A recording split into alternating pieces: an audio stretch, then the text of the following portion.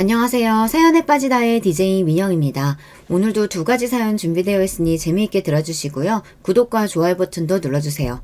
그럼 오늘의 사연 함께 만나볼게요. 안녕하세요. 서울에 사는 30대 여자입니다. 딸 하나 키우면서 혼자 살고 있어요. 남자 하나 없는 게 이렇게 편한 겁니까? 없으니까 일이 좋아요. 아버지는 젊은 나이에 혼자 어떻게 살지 걱정하시지만 지금 같아선 너무 행복해서 누굴 만나고 싶지도 않더라고요. 남편의 바람을 아버지의 사이다 한 방으로 해결하고 요즘은 속 시원하게 살고 있기 때문이에요. 어릴 때 읽은 동화를 보면 은혜도 모르는 짐승들이 많이 나오잖아요. 구덩이에 빠진 호랑이를 구해줬더니 나중에는 사람이나 잡아먹으려고 하고 말이에요. 우리 남편이 딱 그런 사람이었어요. 짐승이라는 표현이 찰떡이네요. 사람이면 그럴 수 없겠죠. 도대체 왜 뭐가 부족해서 다른 여자들이랑 놀아나냐고 이유를 물어보니 이 짐승이 뭐라고 한지 아십니까? 돈 있겠다. 내가 뭐하러 늙은 여자랑 노냐? 어리고 예쁜 애들이 나 좋다고 난린데 나도 이제 어린 여자랑 좀 잡아야지. 너 딸 키우는 아빠야. 어디서 그따위 말을 해? 너도 네 사위가 돈 좀 벌었으니 어린 년이랑 붙어먹겠다고 하면 참 더 그러라고 할 거야? 우리 딸도 어린 놈 만나면 되지 뭔 걱정이야. 아버지가 돈 잘 벌 건데. 그래? 그럼 나도 만나도 되겠네. 10살이나 어린 애들. 우리 학원 선생 중에 있던데. 미쳤어? 애 엄마가 집에서 조신하게 있어야지. 그리고 너 이제 늙었어. 예전처럼 인기 있겠어? 잠만 말고 넌 집에서 가만히 있어라. 남이 하면 불륜이고 제가 하면 로맨스라고 하더니 이거 완전 미친놈이었어요. 언제부터 이런 생각을 한 걸까 짚어보면 태어날 때부터 이 인간은 이런 놈이라고 볼 수 있어요. 사람들은 제가 너무 사납게 잡은 게 아닐까, 아버지가 병원 차려주고 공치사를 심하게 해서 자존심이 상해 어린 여자랑 눈이 맞았다고 짐작들을 하실 수 있을 텐데요. 아니요. 이 남자는 원래부터 이런 놈이에요. 그동안은 돈이 없다 보니 본색을 숨긴 것 뿐이에요. 그러지 않고서야 사람이 이렇게 달라질 수는 없거든요. 돈 있으니 어린 여자랑 자겠다니 뭔 개소린가 싶어서 듣기 싫어서 남편 입에다 제가 코푼 휴지를 쑤셔 넣었습니다. 이 쓰레기야, 입 닫아라. 더 열면 너 위자료 더 내야 돼. 알아? 저는 이 남자를 용서하기는커녕 본때를 보여줘야겠다 싶었어요. 생각 자체가 썩어도 보통 썩은 게 아니잖아요. 제가 이렇게 생각하고 있었는데 아버지도 마찬가지였나 봅니다. 여자고 남자고 가정생활에 충실한 아내와 남편에게 상처를 주면 혼이 나야 합니다. 그대로 이혼하면 안 돼요. 쓰레기 아무데나 버리면 다른 사람 피해를 주니까요. 여기 찾아온 이유가 바로 이 짐승 같은 놈들을 혼낸 이야기를 하러 왔어요. 사람들이 그러길 여기에다 사연을 남기면 속이 그렇게 시원하다고 그러더라고요. 모쪼록 제 이야기를 잘 들어주시면 감사하겠습니다. 우리 아버지는 동네에서 소문난 딸바보였어요. 엄마는 난소에 문제가 생겨 임신이 힘든 상황이지만 어렵게 저를 낳았거든요. 그래서 아버지는 제가 태어난 후 불면 날아갈까 금지 오겹으로 키우셨어요. 하긴 어떤 사람이 자기 자식이 안 귀하게 여기겠어요. 하지만 아버지는 유별나게 딸을 사랑했죠. 아버지는 공인중개사로 일하시다 부동산 투자로 돈을 벌었어요. 그래서 건물도 사고 임대사업도 시작하셨어요. 그래서 동네에서는 늘 유명한 사람이었습니다. 게다가 매일 저를 업고 다니는 바람에 사람들이 팔불출이라고 놀렸어요. 우리 딸이에요. 예쁘죠? 얘는 진짜 귀해서 바닥에 내려놓지도 못하겠어. 2살부터는 아버지 취미활동에 제가 감초 역할이었어요. 등산 산악회에 가도 저를 업고 가고 볼링을 치러 갈 때도 데려가셨죠. 미술학원도 같이 가고 피아노도 함께 배우고 심지어 발레학원도 제가 아파서 빠지게 되면 뭘 배웠는지 보고 와서는 저한테 알려주기까지 했어요. 하지만 시간이 지나니 아이들이 놀리기 시작하더라고요. 10살 무렵인가 제가 독립을 선언해서 더 이상 학교나 학원이나 친구 노는 데 오지는 않으셨는데 조금은 섭섭했다고 해요. 아빠, 부탁이 있는데 저 독립하고 싶어요. 더 이상 따라다니지 마세요. 애들이 놀려요. 제가 당돌하게 말하니 아버지가 그래 안다니마 단칼에 제 부탁을 들어주셨죠. 물론 제가 먹고 싶다는 거 하고 싶다는 거 모두 하게 해주셨어요. 그렇다고 버릇없이 큰 건 아니에요. 어른들한테는 예의를 지키면서 제 의견을 말하는 당찬 여자로 키워주셨죠. 또 지금 잘 사는 걸 당연히 여기면 안 된다고 했어요. 가난한 사람을 도와야 한다며 아버지랑 봉사활동도 많이 다녔어요. 넌 운이 좋아서 아버지를 만났을 뿐이라고 하며 혹시 모를 특권의식을 내려놓게 했어요. 한마디로 돈 좀 있다고 버릇없이 구는 걸 막아주셨다 이거예요. 그렇다 보니 아픈 사람들에게 도움을 주고 싶더라고요. 그때부터 저는 의사가 되어야겠다고 결심했어요. 아버지 교육 철학 자랑을 이렇게나 길게 하나 싶을 텐데요. 이렇게 똑부러지게 키워놓으면 뭐합니까? 남자 보는 눈이 없는데 말이에요. 아버지가 그건 못 알려주셨어요. 왜냐고요? 모든 남자가 아빠 같을 줄 알았거든요. 다들 아버지처럼 소신있게 사람답게 사는 줄 알았죠. 짐승 새끼가 사람 가죽을 쓰고 저를 현혹할지는 몰랐어요. 하길 그걸 분간하기 어려우니 사람마다 속 터지는 사연이 생기는 거 아닐까 저 스스로를 위로하고 있네요. 다시 본론으로 돌아가면 전 의사가 되기로 한 이상 아버지의 전폭적인 지지를 받으며 공부를 시작했어요. 재력이 있는데 공부하는 게 뭐가 어렵겠어요. 다행스럽게도 서울에 있는 사립대 의대에 차석으로 입학했어요. 그때까지도 제 인생에 바리게이트는 하나도 없었거든요. 탄탄대로처럼 장애물이 없었는데 하지만 어느 날 브레이크가 필요하더라고요. 그동안 초등학교 때부터 의대까지 한시도 쉬지 않고 공부를 한 탓인가요? 몸에 무리가 왔는지 입이 돌아가 버렸어요. 그와 나사라고도 하는데 얼굴의 근육을 움직이는 안면신경의 기능에 문제가 생겨 얼굴에 마비가 오는 거래요. 눈도 완전히 안 감기고 귀도 안 들리고 발음도 부정확하고 음식물도 한쪽으로 흘리고 일상생활 자체를 하기 어려운 증상인데요. 어느 날 자고 일어났더니 입이 왼쪽으로 쏠려 있었어요. 저는 거울을 보고 그대로 훈절했는데요. 눈을 떠보니 응급실 침대였죠. 아버진 미친 사람처럼 뛰어오셨더라고요. 엄마한테 그동안 왜 애 관리를 하지 않았냐며 혼을 내지만 마치 자신한테 하는 것 같았어요. 공부를 잘하는 것도 중요하지만 역시 부모에게는 자식 건강이 최고의 효도예요. 아버지는 그때부터 잠을 제대로 주무시지 못했어요. 저처럼 마비가 와서 한 번쯤 돌아가면 좀처럼 정상으로 돌아오기 어렵다고 했어요. 특별한 원인도 없어요. 몸이 피로하거나 스트레스를 많이 받으면 나타난다고 하는데 그동안 과로가 있었나 봐요. 학교를 휴학하고 집에서 쉬었습니다. 아버진 10만리를 따라다니며 산삼을 캐서 저를 먹이기까지 했죠. 1년을 꼬박 정성을 들이니 다행히 입이 제 위치로 오긴 하더라고요. 하지만 공부를 시작하니 다시 입이 돌아가고 말았어요. 결국 저는 의대를 그만두고 말았죠. 얼마나 울었는지 몰라요. 입이 돌아가기 전부터 사귀던 남자친구가 있었는데요. 바로 지금의 남편이에요. 동기로 제가 건강으로 무너지니 많은 의지가 되어주었어요. 그때는 사람다워 보이긴 했어요. 제가 영문과로 전과하고 영어 강사나 번역 일을 했어요. 남편은 군대를 다녀오고 남편은 인턴에서 레지던트 전문의까지 의사로 성장했어요. 왜냐고요? 바로 저의 뒷바라지가 있었기 때문이에요. 네모까지 열심히 해. 그러면 빠르게 개업할 수 있대. 아버지가 그랬어. 남편은 정형외과를 전공했는데요. 척추관절병원을 개업하는 게 자신의 바람이라고 그랬어요. 자기는 의사가 돼서 돈을 많이 벌고 싶지만 신무의 무릎이나 시부의 오십견도 고쳐주고 싶기에 정형외과를 선택했다고 했어요. 자기가 대학 1학년 때 부잣집 딸을 만날 줄 몰랐다고 해맑게 웃던 모습이 아직도 선해요. 나 그렇게 부자 아니야. 먹고 살 정도지. 자기는 도대체 어느 정도인데? 말하면 나 싫다고 도망갈 것 같아. 아버지 막노동하시고 엄만 건물 청소해. 집은 반지하 단칸방이고 아버지 빚도 있어. 아주 거지 같은 환경이지. 난 학원도 다녀본 적 없어. 아버지 오죽하면 공부 그만두래. 돈 없다고. 그렇구나. 근데 너 대단하다. 혼자 공부 열심히 했네. 이래도 나랑 사귈 수 있어? 애들이 그러는데 너희 아빠는 건물주라며?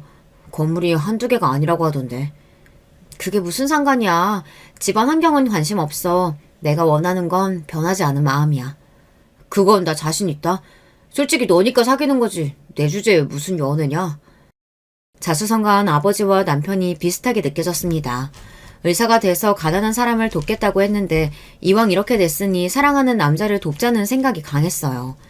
만나는 남자애가 있는데 가정환경이 어려우니 아버지한테도 도와달라고 했어요.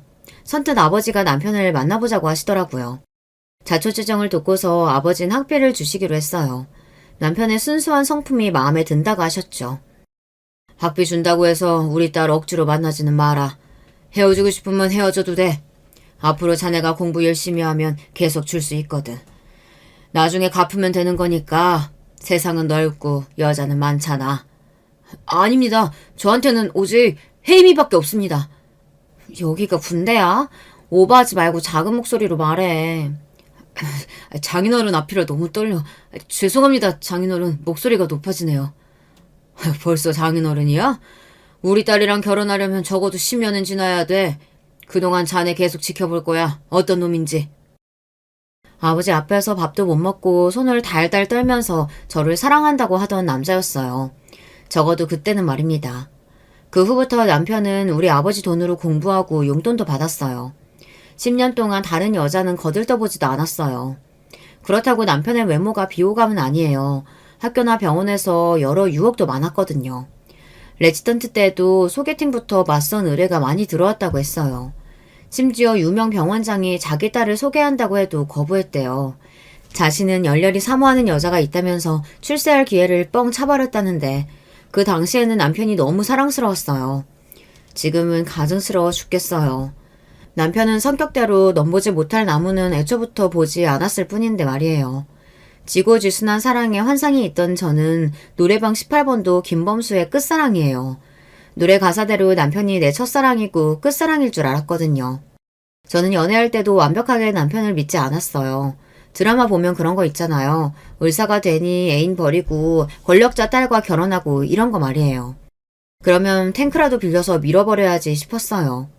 근데 이 남자 그런 유혹이 있어도 저를 선택하는 모습에 감동받고 말았던 거죠. 그럴 때면 남편은 어깨를 으쓱하며 한 번 순정은 영원한 순정이라고 말하곤 했어요. 아버지는 10년 정도 지켜봤는데 그만한 놈 없다며 결혼을 허락했죠. 시모와 시부는 평범한 분들이었어요. 우리 아버지가 남편을 의사로 만들어놨으니 시부모님은 아무 말도 못했을 거예요. 안 그랬으면 의대부터 전공의가 될 때까지 공부를 쉬지 않고 할 수 없었겠죠. 결혼은 쉬웠어요. 형제도 없어서 예단도 간단했고 당연히 집도 아버지가 해주셨어요. 30평대 아파트에서 저희는 신혼을 시작했고 아기도 바로 갖게 되었어요. 아버지는 저 닮은 딸이라고 또 얼마나 좋아하시는지요. 대학병원에서 경력을 좀 쌓고 나자 아버지가 남편을 데리고 어느 건물 앞에 섰어요. 자네 3층이 좋아 4층이 좋아. 혜임이 영어학원은 5층이야 참고로. 전 3층이 좋은데요. 여기 사거리에다가 지하철 입구랑 얼마 안 떨어져 있네요. 주변에 아파트 단지도 많고 입지 좋습니다 장인어른. 여기 위치 선정하느라 고민했다. 이제 우리 딸이랑 돈 알뜰하게 모아서 자네 건물 하나 사서 여기 나가야지. 그때 내가 소개는 해줄게. 물려주시는 거 아니에요? 저희가 70억 하는 빌딩을 언제 삽니까? 장인어른 다른 따님이 어디 또 있으세요? 애엄마 주신다고 했잖아요. 어쭈, 건물 때문에 우리 딸하고 결혼했어? 그래서 나 죽을 때 기다리는 거냐? 안 죽어, 불사신이야. 농담입니다, 농담. 아버님 오늘 시간 되시면 한잔 할까요? 제가 사드려야죠. 어디서 사줄 건데? 쏠리면 크게 쏴라. 남자가 배포 있게 말이야.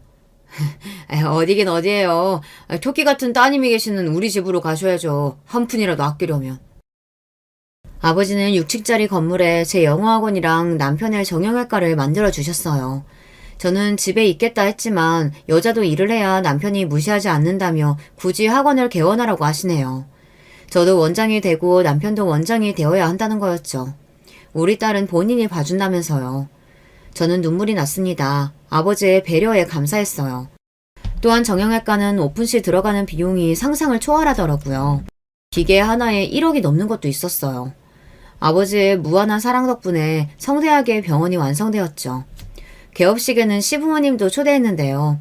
진찰실, 엑스레이실, 물리치료실, 대기실 이렇게 마련된 세련되고 최첨단 병원 내부에 감탄한 시부와 시모는 우리 아버지 손을 잡으며 감사의 눈물을 흘렸어요. 우리 아들이 복이 있습니다. 이렇게 좋은 사돈을 만나고 말입니다. 하긴 우리 며느리가 복덩이죠. 고맙다 아가. 그럼요. 우리 며느리가 천사죠. 아들만 낳아주면 더 좋지만. 뭔 소리야. 우리 혜임이 몸 약해서 안 돼. 그런 쓸데없는 소리 하려면 가세요. 말이 그렇단 거지. 알았다 알았어. 나도 우리 손녀만 있으면 돼. 오시느라 고생하셨는데 집으로 가셔서 식사라도 하세요. 아이고 사돈 감사합니다. 그래야죠. 우리 노인 애들이 있어봤자 불편하죠. 무슨 말씀이세요? 불편하지 않아요. 아버지가 오신다고 하니 맛있는 거 많이 장만하셨어요. 그래, 가보자꾸나. 매번 우리 감사만 하고 있구나. 그나저나 아가, 네 학원도 위에 있나? 아직 거긴 오픈 전이에요. 병원 먼저 하자고 제가 미뤘어요. 급한 것도 아닌데요, 뭐. 다른 집 며느리들은 의사 남편 만나서 벌어오는 돈 족족 쓰기 바쁘다는데 우리 며느리는 돈도 벌려고 해? 대단하다, 대단해. 그날 식사도 맛있게 하시고 전복이랑 갈비 등 비싼 식재료도 챙겨드렸습니다. 바쁘다고 자주 가보지도 못하는데 이런 거라도 드시라며 아버지가 미리 다 준비해 주신 거였어요. 다행히 시부모님들은 흡족해 하시며 집으로 돌아가셨어요. 자기 아들이 대접받고 사는 모습도 보게 되니 안심하셨나 봐요. 시부모는 영어학원 개원할 때도 불러달라고 하시더라고요. 청소라도 하시겠대요. 알겠다고 했지만 학원은 개업식도 하지 않을 거예요. 번역일을 하는 사무실 정도로 생각하고 있어요. 저는 학원보다 병원이 안정되길 원했어요. 그래야 남편 기가 사니까요. 친정 돈으로 병원 차렸는데 위축되지 않을까 걱정했었는데요. 그렇지 않아도 동네 사람들이 이미 우리 사정을 다 알고 있으니 남편을 거지사위 취급하더라고요. 몸뚱이 하나만으로 장가왔다 이거죠. 남이 제 남편을 무시하니 너무 속상하고 저는 남편이 더 잘 되기를 바랬는데요. 입소문이 중요하듯이 초반에는 사람이 몰리진 않았어요. 요새는 병원도 빠르게 개업하고 폐업하는 상황이 많아서 걱정이었죠. 영어학원은 성인반 위주의 수업을 하니 사람들의 수요가 늘어나고 있었는데 병원은 파리만 날린다고 하니 괜히 제가 미안한 거 있죠. 그때 아버지가 학원에 오셨어요. 왜 표정이 그래? 박서방 병원에 사람 없다고 네가 죽상이면 어떡해? 요새 집에 오면 기운이 빠져서 축 늘어져 있어요. 저번에는 서재에 들어가서 한참 만에 나오더라고요. 적자가 심각하다면서. 이 동네에 갑자기 정형외과들이 많이 늘어났어. 사거리 건너편에도 하나 더 생긴다고 하던데. 결국 라연이 아빠 병원만 안 되는 거잖아. 어떡하면 좋아? 간호사랑 물리치료사도 중요한 것 같아.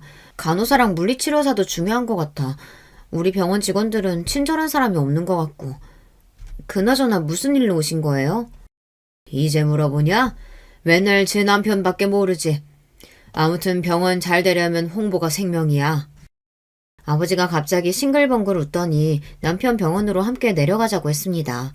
아버지의 건물에서 드라마 촬영을 한 적이 있는데 그때 담당 PD랑 아버지가 친하게 지냈대요. 그러다 다른 프로그램에서 의사 섭외가 필요한 상황이 발생했는데 아버지 사위가 의사라는 말을 듣고 전화를 했다고 합니다. 아침 건강 프로그램으로 정형외과 건강 정보를 알려주면 되는 일이며 일주일에 한 번 정도 출연 예정이라며 남편의 의사를 물었죠. 당연히 나가야죠. 장인어른 정말 감사합니다.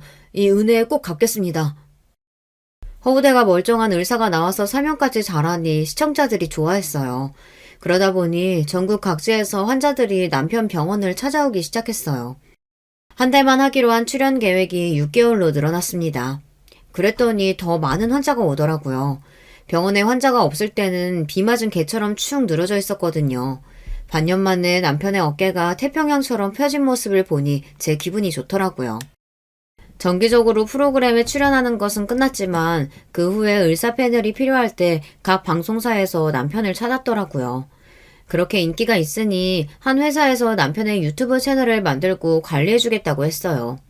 이제는 방송국에 가지 않고도 의학 정보도 알려주고 병원 홍보도 하게 되었어요. 아버지는 남편의 병원을 차려주며 세를 받지 않았는데요. 3층은 물론 2층까지 병원 건물로 쓰게 돼버렸어요. 1층은 약국이 들어와 있었고 남편 병원이 잘 되니 4층과 5층에도 소아 청소년과 내과가 들어오겠다고 줄을 서니 저는 학원을 옮기겠다고 했어요. 그렇게 3년 동안 남편의 병원이 소위 말해서 대박이 났어요. 남편에게 진료받겠다고 예약을 걸어놓고 몇 개월을 기다린 적도 있었어요. 그때부터였어요. 남편이 서서히 본색을 드러내기 시작했죠. 이 정도로 잘 되면 장인에게 먼저 금전적 보상을 해야 하는데 시부와 시모의 아파트를 먼저 사주고 싶다는 겁니다. 솔직히 우리 아빠한테 먼저 해야지. 아버지 아니면 의사도 못 되고 병원도 없었어. 왜 그렇게 부정적이냐? 그리고 장인어른은 다 갖고 있잖아. 부족한 게 있으셔? 아니잖아. 우리 엄마 아빠 아직도 월세 살아. 그럼 당연히 먼저 사드려야지. 안 그래? 장인어른이랑 장모님 우리 병원 와서 매일 물리치료 받으시잖아. 우리 엄마 아빠는 멀어서 오지도 못하고. 우리 부모님 돈 내잖아. 진료비. 무슨 소리야. 엄연히 손님이야. 그리고 친구분들도 얼마나 모시고 온 줄 알아? 비보험으로 도수치료 받고 주사치료 받는 건 다 우리 부모님 지인이야. 아, 그래, 알았어. 이번만 우리 엄마 아빠 먼저 도와주고 그 다음에 장인 장모님 유람선 여행이라도 보내드리자. 됐지? 남편은 시부모님한테 시흥에 있는 30평대 아파트를 사주고 말았어요. 5억 이상 되는 건데 지금까지 번 돈이 있으면 아버지 2억 정도는 드리고 작은 평수로 해서 시댁에다 3억 정도 드리면 어떠냐 했더니 펄펄 뛰고 난리가 났죠.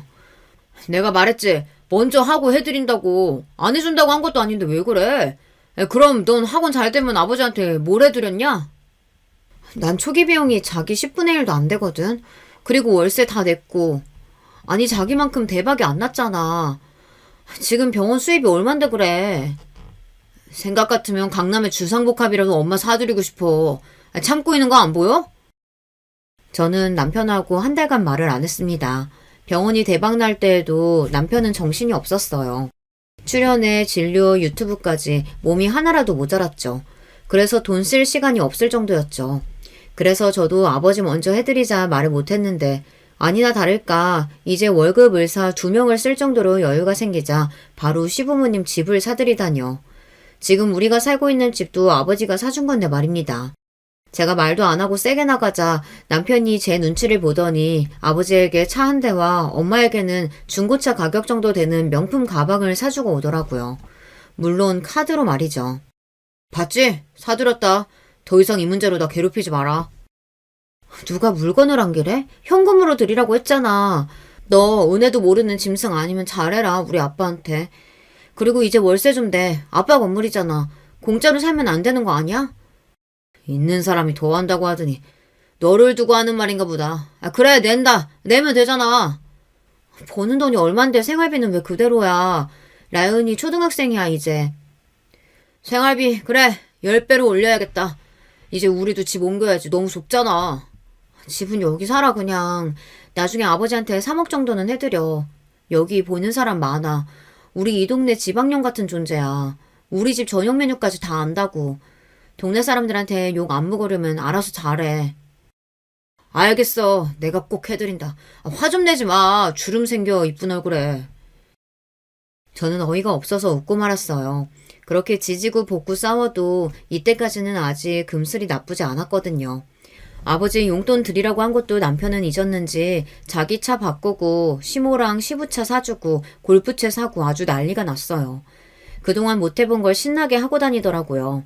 제가 더 이상 참지 못하고 아버지 용돈 드리라고 소리를 지르니 3억은 못 드리고 300만 원씩 용돈이라도 드린다고 했어요. 알고 보니 시댁에도 300만 원 넘게 매달 드리고 있었어요. 물론 시부모님들도 집도 필요하고 돈도 필요하시죠. 제 말은 우리 아버지한테 먼저 하라는 것 뿐이에요. 장장 20년 가까이 자기를 돕고 있는데 말이에요. 저는 아버지의 다른 건물에서 세를 얻어 학원을 차렸어요. 어르신 무료 영어 회화 프로그램도 구청과 연계해서 열게 되었거든요. 중장년 분들 12명 정도 강의를 들으러 아침마다 오시는데 어떤 할머니가 남편 병원 단골이라고 하더라고요. 갑자기 동네 소문을 아느냐고 하시는 겁니다. 남편 병원이 음탕해졌다고 하네요. 음탕이라뇨. 제가 놀란 토끼 눈을 하니 한심하게 보시군 할머니가 천천히 입을 여셨어요. 영어 선생님이 길 건너 정형외과 원장 3호죠? 거기 무릎 때문에 일주일에 3번 이상 가거든. 물리치료 받으러. 네, 그러시군요. 무릎은 많이 안 쓰는 게 좋대요. 찜질도 많이 하시고요. 근데 거기 못 가겠어. 영 못 써. 의사는 친절하고 좋은데 간호사들이 못 쓴다니까. 거기 직원들 다 예의 바르고 좋은데 아니세요? 옛날엔 그랬는데 싹 바뀌고 나서 아니야. 옷이 너무 꽉 붙어. 눈 뜨고 못 볼 지경이야. 저는 할머니 말에 이해가 되지 않았어요. 요새 우리 부모님도 당분간 못 가셨거든요.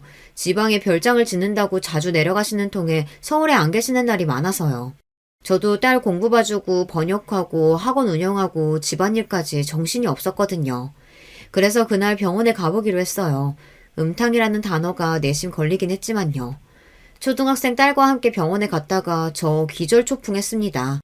간호사들이 말이죠. 미니스커트에 가슴골이 드러난 상의까지 입고 앉아있는 거 있죠.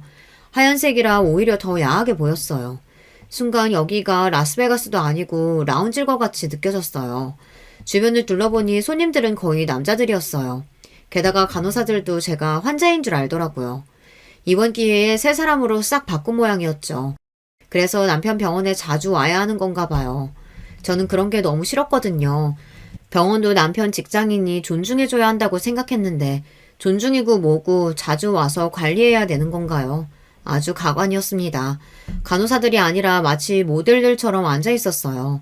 게다가 그 중에서 어떤 간호조무사가 나와 우리 딸을 자꾸 째려보는 겁니다. 원장 사무라고 해도 태도가 영 바뀌지 않더라고요. 도대체 나를 어떻게 소개했으면 저럴까 싶었습니다. 간호사무사님 이름이 뭔가요? 왜 명찰도 안 달고 저기 할머니 침대에서 내려오는데 붙잡는 사람도 없어요. 여기 담당 간호사 누구예요? 간호실장님 안 계세요? 네? 안시연인데요. 실장은 저예요. 할머니 담당은 물리치료사고 명찰은 달 곳이 없었어요. 다 기어가는 목소리로 이렇게 대답하는 거였죠. 간호조무사 된 지 1년도 안 된 여자가 무슨 실장이라고. 그래도 얼굴은 가장 예뻤어요. 무슨 걸그룹 멤버처럼 앉아있긴 했어요. 저는 됐다고 하고 병원을 빠져나왔어요. 진료실로 가서 당장 붙들고 나오고 싶은데 아이를 데리고 집으로 돌아왔습니다. 퇴근 시간만 기다리고 있었는데요. 아니 온다고 했으면 와야지. 기다렸잖아. 라윤이랑 밥 먹자며. 성적으로 무슨 문제 있니? 아니면 클럽에 가고 싶어? 그것도 아니면 정신 문제야? 뭐라는 거야 또? 넌 내가 병원 대박난 이후부터 더 날카로워. 왜 그래? 간호조무사들이 왜 그러고 입고 앉아있는데 치마는 왜 그렇게 짧아? 팬티 다 보이겠던데. 아 그거? 요즘 MG 간호사들이 패션에 관심이 많더라고. 외국에 있는 간호사 같지 않아? 새로 나온 유니폼이라고 입고 싶다고 해서 입혔는데 아니야? 사람들이 욕하고 난리 났어. 애들이 바꾸던지 유니폼을 바꿔. 왜 보기에 창피하지도 않아? 음탕하대 어떤 할머니가. 음탕? 간호사가 예쁘면 오히려 환자들 정신건강에 좋대. 예쁘다니. 할머니 한 분이 시겁했다고 나한테 그러시던데. 아버지 오시기 전에 당장 바꿔. 아니면 나 병원에 매일 출근할 거니까 그렇게 알고. 예전에 나이 지긋한 간호사들이 푸근하고 친절하고 좋던데 죄다 해고하고 어린 간호사무사들로 채우면 어떡해. 네가 병원장이냐? 내가 알아서 할 테니까 간섭 좀 하지 마. 그게 무슨 간섭이야. 병원에 대해서 나는 한마디 발언권도 없어? 그리고 안시연? 걘 뭐야? 실장인데 경험이 없어? 명품 쇼하는 줄 알았어. 넌 그게 문제야. 안시연이 네 친구냐? 그리고 실장 경험으로 하냐? 너처럼 부자 아빠나 있어야 명품 입냐고. 시연이, 아니 안 실장한테 뭐라고 했어? 놀고 있네. 안시연이 친구였으면 확 그냥 속눈썹 뜯어놨어. 직원 관리해라. 옷 다 바꾸고. 나 이 정도 말할 권리 있다. 알지? 그래, 네 마음대로 해라. 나 혼자 좀 있을 테니까 방해하지 마. 남편은 한숨을 쉬더니 샤워하고 서재로 들어갔어요. 기분 나쁘면 꼭 각방을 쓰게 되는 버릇이 생겼어요. 그러지 말라고 해도 남편은 서재로 가서 안 나왔어요. 그게 바람의 첫 단계인 줄은 몰랐지만요. 평소 병원 일에 배나라 감나라 하지는 않았습니다. 그래도 참고 넘길 수가 없더라고요. 다음날 남편은 간호사들의 유니폼을 활동적이고 편안한 스타일로 원상 복귀했어요. 그때는 내 의견을 잘 들어준다고 생각했는데 지금 돌아보니 병원에 자꾸 찾아올까 그랬나 봐요. 그렇게 몇 개월이 더 흘러갔어요. 하지만 여자의 촉이 있잖아요. 남편의 모습이 예사롭지 않아 보였어요. 전보다 패션에 관심을 더 두는 것 같았어요. 예전에는 제가 꺼내준 대로 옷을 입고 나갔는데 요새는 자기가 인터넷이나 백화점에 가서 사오더라고요. 그리고 평일 퇴근 후에 운동 간다, 친구를 만난다 이런 식으로 약속이 늘어났어요. 하지만 설마 여자를 만날까 싶지는 않았거든요. 동네에서 우리 아버지 사위인 걸 모르는 사람도 거의 없고 TV에 나왔는데 얼굴 팔릴 일을 할까 싶었어요. 하지만 인간들은 예상을 뒤엎는 법이니까요. 남편의 병원이 잘 되다 보니 씀씀이가 커졌어요. 명품 옷도 사입고 외제차도 새로 뽑고 예전에 가난한 고학생이 아니었는데요. 게다가 병원 수입을 자꾸 숨기는 느낌이 들었어요. 처음에 용돈도 타서 쓰고 모든 수입을 제가 관리했어요. 하지만 자기도 자기가 번 돈 쓰고 싶다고 난리를 쳐서 경제적으로 우린 각자 번 돈을 각자가 관리하기로 했거든요. 사람들은 남자한테 돈이 생기면 바람이 난다고 저를 걱정했지만 평생 돈에 주눅들어 살아온 남자가 자기가 돈 벌어서 스스로 관리하는 것도 좋겠다 싶어 그러자고 했어요. 그런데 일이 묘하게 꼬이는 느낌이었습니다. 결국 우겨서 제가 수입을 관리하기로 했는데요. 처음에는 아버지한테 용돈도 드리겠다 큰 소리를 떵떵 쳤지만 나중에는 골프채 바꾸고 서재 꾸미고 자신한테 돈을 썼어요. 시부모님들한테도 돈을 많이 드렸는지 우연히 본 남편의 카드 명세서 안에는 시흥 대형마트나 근처 백화점에서 가전제품도 산 지출이 있더라고요. 남편은 부모님 뵙는 일이 많아졌어요. 일만 생기면 시흥이다, 엄마가 아프시다, 잠깐 시댁에 다녀오겠다 이런 식으로요. 자기가 효자 노릇을 하겠다는데 할 말이 없었습니다. 남편은 그동안 제대로 아들 노릇 한 적이 없었거든요. 시댁에 같이 가볼까 생각 안 해본 건 아니었는데 아들이 돈을 잘 버니 전에는 무조건 천사 며느리라고 하던 시모와 시부도 전보다 저에게 하는 행동이 달라지기도 했고요. 애는 하나로 끝이야? 둘은 낳아야지. 애 아범도 버리가 좋은데 말이야. 그래. 예전에는 갖지 말라고 했지만 이제는 생각 좀 해봐라. 우리 아들 4대 독자야. 이렇게 둘째에 대한 압박에 자주 안 가게 되었어요. 남편이 알아서 할 테니 신경 쓰지 말라고 해서 아무 생각이 없었는데요. 요새는 심하게 시흥 시댁에 가는 일이 많아졌어요.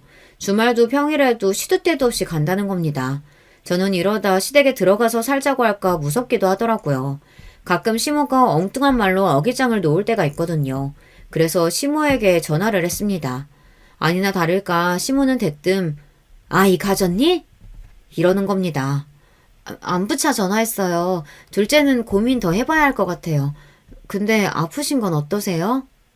딸 생일이라 어디 가서 외식이라도 하자 했더니 갑자기 시모가 무릎이 아파서 시흥에 간다고 하지 뭐해요. 그래서 딸이랑 둘이 집에만 있었어요. 같이 가겠다고 했는데 괜히 번거롭게 그럴 필요가 없대요. 딸이 불쌍하죠. 저는 아버지의 사랑, 관심 충분히 받았는데 말이에요. 갑자기 효자가 되겠다는데 말릴 이유가 없었어요. 그런데 시모의 이야기는 달랐습니다. 그래도 며느리밖에 없구나. 아픈 건 어떻게 알았어? 애 아범도 바쁘다고 연락도 없고 라연이 생일인데 가보겠다고 하니 쌩 난리를 쳐서 안 갔다. 너희들은 우리 가는 거 안 좋아하잖아.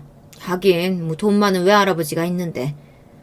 요새 저희 부모님 시골에서 펜션 짓느라고 바쁘세요. 라연이 생일 때도 못 오셨어요. 그나저나 애 아범이 자주 가니까 오지 말라고 하셨다고 해서 안 갔는데 섭섭하셨어요? 자주 오긴 저번에 월세 밀렸다고 하니까 그때 겨우 한 번 오긴 왔지. 월세요? 어머님 저번에 애 아빠가 집 사드렸다고 하던데 5억 7천이잖아요. 사주긴 네가 반대한다고 안 된다고 하더라. 사돈 먼저 드려야 한다며. 그건 맞지. 그 어른 아니면 우리 아들 의대라도 졸업했을까 싶다. 우리 월세야. 그래도 덕분에 아파트 월세지만. 얘야, 왜 말을 안 하니? 화났니?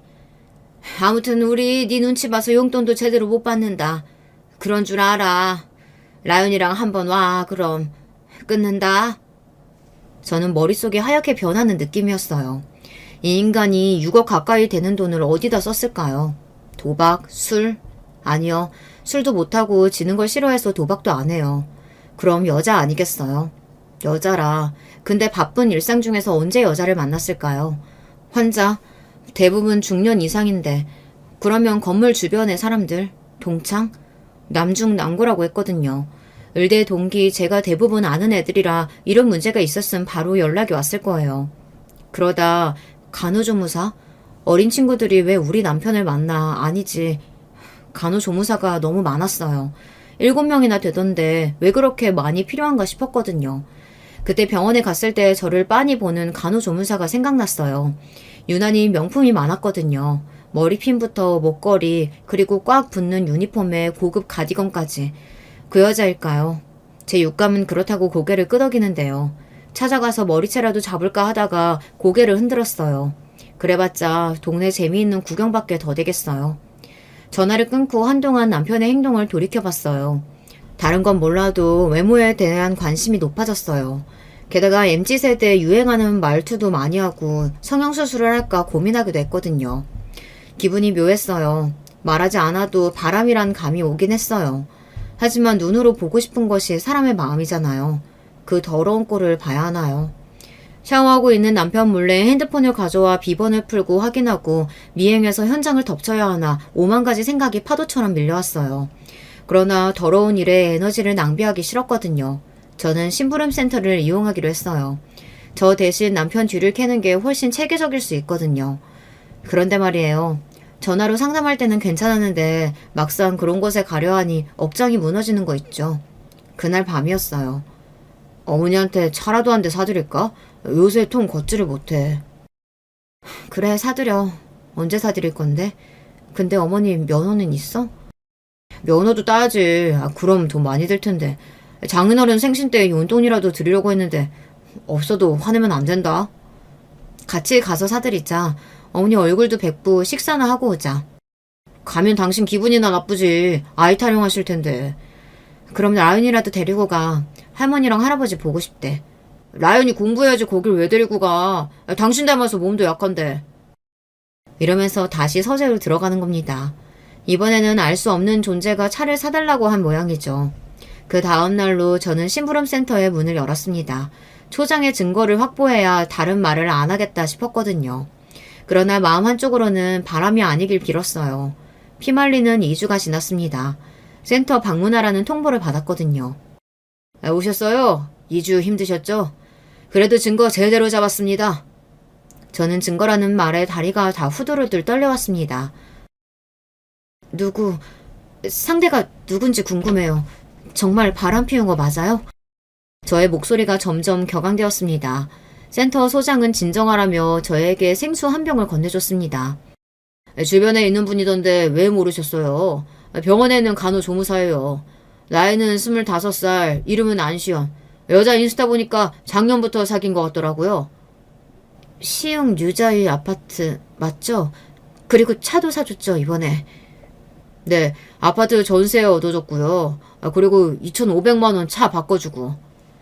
아파트 안에 들어가 3시간 있다 나오는 사진, 시흥 대형마트에서 식사하는 사진, 정말 다시 보기 싫은 사진들을 소장이 보여주더라고요. 전 알겠다고 하면서 봉투에 증거 사진을 담았습니다. 불륜으로 이혼 준비하실 거면 저희 증거 소용없는 거 아시죠? 모쪼록 유용하게 쓰세요. 본인 일부러 자백하는 그게 최고예요. 사진 보여주시면 다 이야기하겠죠. 저는 그 길로 차를 타고 집에 오는데 왜 그렇게 눈물이 날까요? 저의 첫사랑이자 끝사랑이 서서히 막을 내려서 그런가요? 집에 들어오니 딸이 저를 보고 소리를 질렀어요. 제 입이 다시 왼쪽으로 쏠려버렸어요. 입이 돌아가 버린 겁니다. 병원에 있는데 남편이 아닌 아버지가 먼저 달려왔어요. 마침 라연이 생일 때도 못 와서 일을 대강 마무리하고 올라오셨나 봐요. 너 입이 왜 돌아갔어? 얼굴은 왜 그 모양이고? 박서방 때문에 그래? 여자 맞아? 아버지도 아세요? 근데 왜 말 안 했어요? 내가 뭘 알아? 어제 김 사장이 우리 사이가 어떤 여자랑 걸어가는 거 봤다고 하더라. 백화점에서 말이야. 네 얼굴 보니까 물어본 거지. 그럼 확실한 거야? 김 사장 아저씨 입 가벼운데. 아빠 죄송해요. 네가 왜 죄송해? 네 잘못 아니야. 이 자식이 안 그럴 줄 알았는데. 넌 입 돌아간 거나 관리해. 아빠가 알아서 할게. 라연이도 걱정하지 마라. 지금 엄마가 밥 먹이고 있다. 안 살려고요. 죄송해요. 이혼하고 싶어요. 거짓말을 너무 많이 했어, 나한테. 자기 부모를 판 놈이야. 같이 못 살아요. 그러니 뭐 하려고 하지 마세요. 다 필요 없어요. 그래, 그건 너와의 관계고 그 자식 나랑 볼 일 있잖아. 나 그럴 권리 있어. 병원 건물주야. 잊지 마.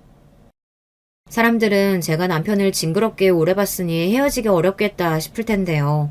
이게 오만정이 다 떨어지니 순식간에 남편이 완전 남이 되어버렸어요. 옆에 오는 것도 소름이 끼치네요. 그런데 아버지가 어떻게 하셨는지 병원으로 바로 나쁜 남이 찾아왔어요. 여보, 혜임아, 아프면 연락을 해야지. 내가 얼마나 놀란 줄 알아? 저는 꺼지라고 소리만 질렀어요. 그랬더니 남편이 무릎을 꿇는 거 있죠. 차라리 그 여자가 좋으니까 같이 살라고 했어요. 역겹지만 말이에요. 저는 정이 다 떨어졌어요. 이번 한 번만 봐줘. 그동안 우리 아무 문제 없었잖아. 진짜 안 해. 진짜 안 할게 이제 여보. 싫어. 너 지겨워. 그만하자. 너 의사잖아. 병원도 있잖아. 그럼 됐지? 조용히 헤어져. 그 대신 앞으로 돈 벌어서 우리 아버지한테 빚진 거 다 갚아. 장인어른이랑 왜 똑같이 말 맞추면 나보고 어떡하라고. 나보고 평생 노예하라고 계약서 쓰래. 30년으로 일해서 월 1,500씩 갚으라고 하던데 그건 말이 안 되잖아. 그러니까 왜 바람을 피워. 가만히 있으면 다 네 거잖아. 아랫도리를 왜 가만히 두지 못하니? 우리 대학 동기 다 바람 피워. 지우, 혜진이, 또 누구냐, 진호, 민규 다 바람 피운다고. 왜 나는 안 돼? 다 어린 놈들하고 자는데 왜 나는 안 되냐고. 어떤 놈은 월마다 여자를 바꾸더라. 돈 있는데 어린애들하고 잡아야지. 넌 안 되겠다. 의사도 하지 마라, 이 미친놈아. 어린애하고 자려고 의사하니? 별 미친.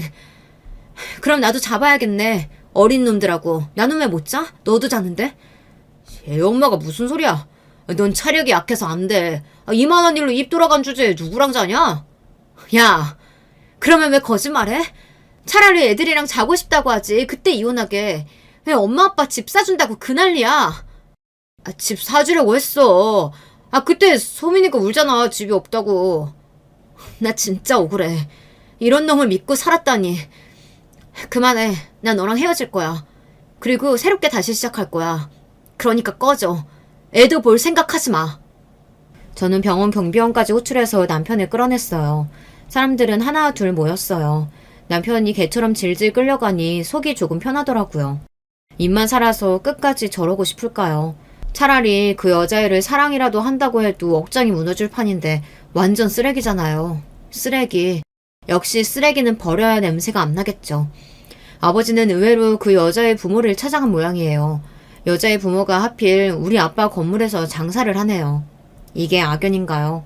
그동안 잘해준 건물주의 등장도 황송한데 불륜이니 바람이니 하는 통에 부모가 난리가 난 모양이에요.